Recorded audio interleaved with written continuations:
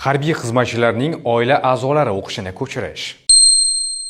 Prezidentimizning 2022-yildagi 279-sonli hamda Vazirlar Mahkamasining 2017-yildagi 393-sonli qarorlari asosida Mudofaa vazirligi qo'shinlarida harbiy xizmatchilarning oila a'zolari va farzandlarining o'qishini ko'chirish ishlari har yili 2 marotaba tashkil qilinadi.